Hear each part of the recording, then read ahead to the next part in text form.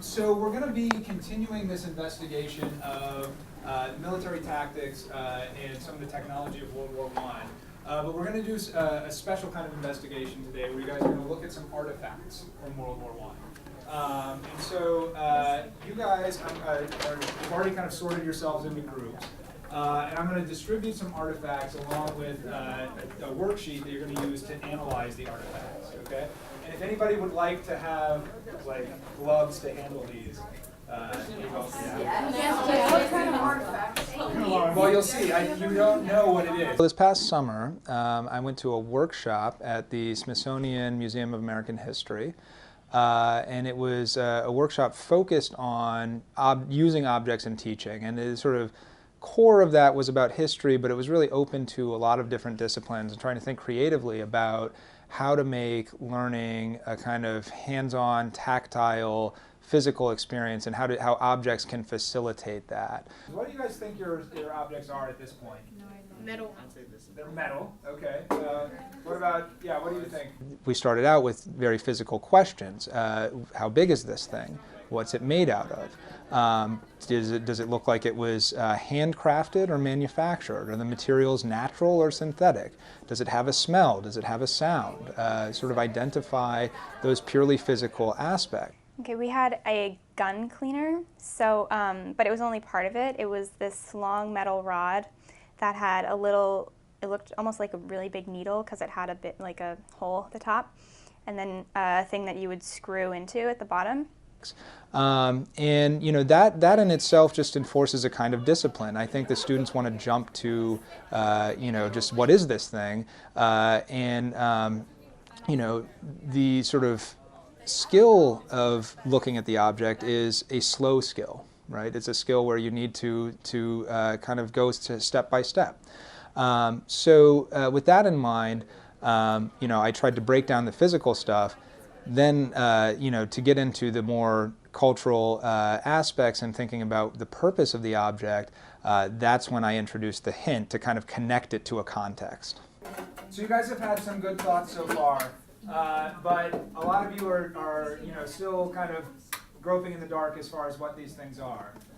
So for the second side of the sheet, I'm going to help you guys out with a photographic hint that is related to your object. So it's a photograph that I'm about to email to you guys that you can open up on your iPads. And I've chosen each photograph to be related, so it should help you to guide your thinking as you go through the second half of the sheet, okay? So we examined like the container for food, for rations. And so at first we just thought it was like a normal container because you could really like put anything in there. But then after a while, we realized that like they would have to be narrowed down. So guys, focus on the worksheets. These are hints, but they're supposed to help you answer the questions. Yeah. What was it? Okay, so What is this? this one? No. Those are cups. That's plates. This is not in the picture. No one would drink coffee at it. No, I don't actually see it. And so when we saw the picture that Mr. Bourke gave us, the soldiers were like eating, so we thought it could be for food and drink. But then it also looked like it wasn't very clean, and you probably wouldn't want to drink from it. So we figured it was just like for food, and that's what it was. The iPad was really helpful because you know, it's hard to take a photograph and, you know, get a good enough print for them to just hand them out as handouts. But with the iPad, you can look in high resolution. You can zoom in. You can zoom out. You can try to get you know, really detailed examination of a photograph. You know, I could have projected perhaps, but I had 4 different groups. So the iPads were really helpful for me being able to just send them links to images that were online that they could simply go to and visit, and then zoom in, manipulate the image to get a better sense of what they were looking at. It was a metal grooming tool, one that you'd use just with your hand for horses, for the cavalry. So we didn't know that, obviously. At the beginning, we just described it, what it was like. Like with brown rust, it smells like corroded metal, and it also sounds like metal. I mean, it was metal, it was rusted, you know, typical of objects from then. We really didn't know what it was for. At first, we thought it was for, you know, hitting people on the face, because trench warfare, and they mentioned in a text somewhere brass knuckles, so I thought, you know, maybe it was like that. And then we thought, I didn't really get that close combat, and it wasn't very effective weapon if it were to be used like that. So think about World War I conditions of fighting. Trench fighting. Yeah. So what's It was close-up fighting. This is Well, no, were but not people, like punching each other? not really. Well, they use My book's not good enough. Right here. this is not a bayonet. No, it's not a bayonet. So part of the goal for me with this lesson was one thing I wanted was for them to encounter World War I in a more concrete and in-depth way.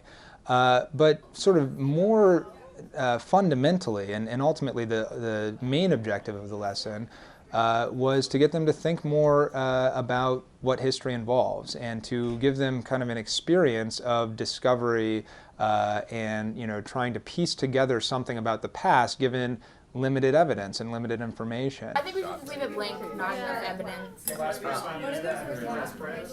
we did do that so well, right? But because the like, we don't know enough. We know broadly that it must have been someone who provided it. So I sort of exposed the students to these objects with you know, guided questions to ask, but with no background information about what they were, so that the students could simply explore and encounter the object itself.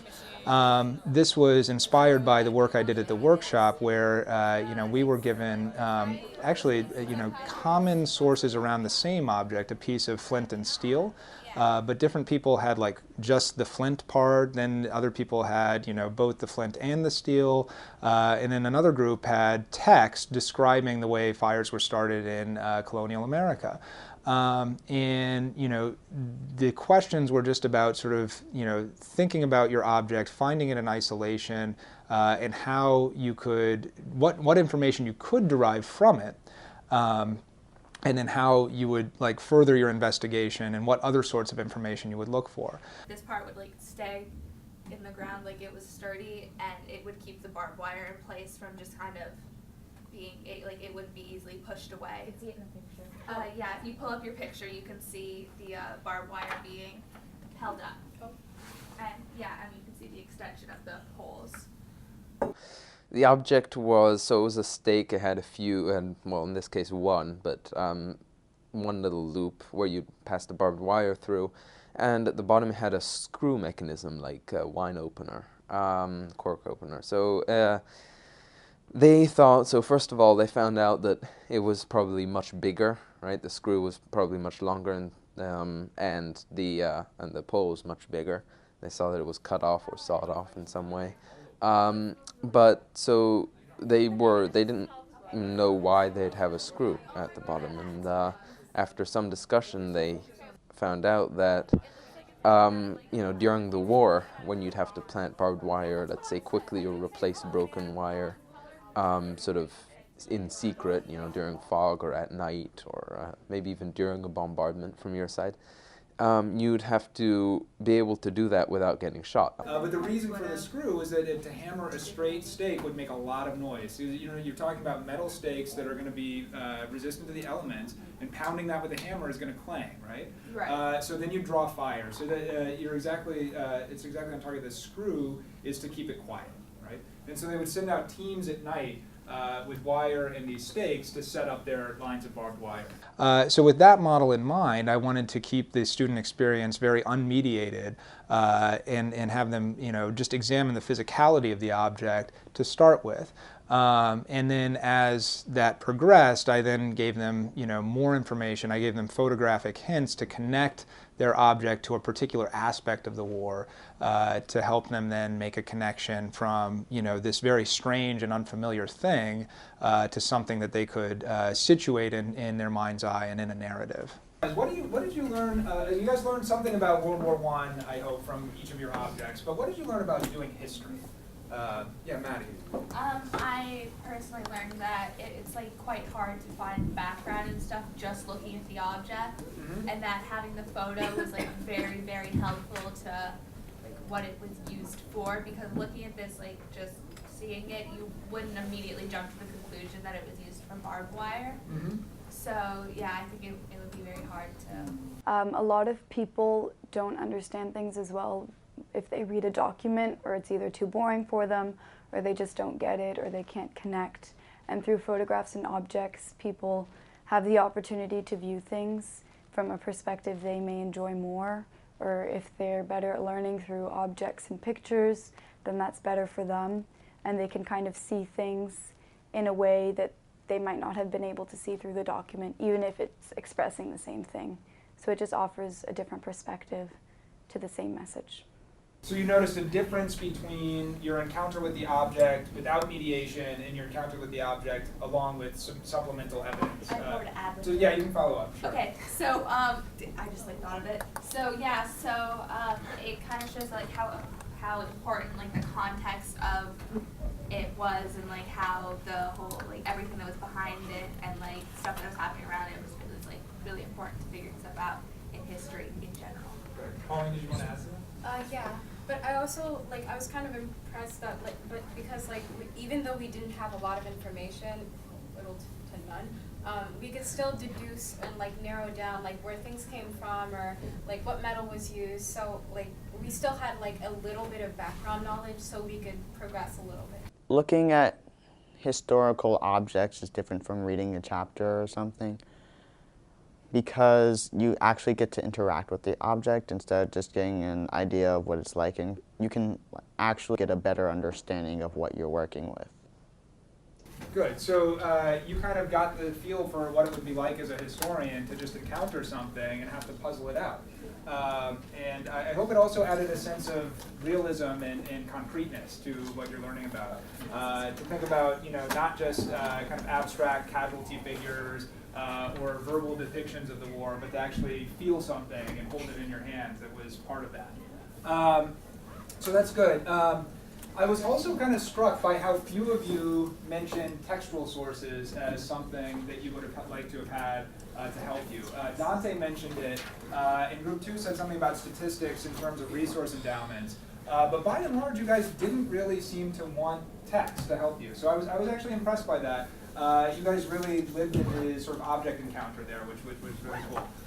So great job with this, guys. Thanks for participating. And if anybody had their written assignment that they didn't give back to me, I'll take it now.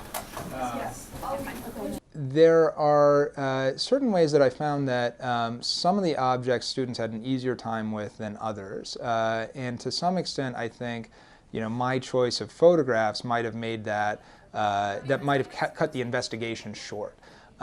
So, one thing to think about is, could I find a different photograph that might, work more as a hint and less as a giveaway? So that's something I'd like to improve.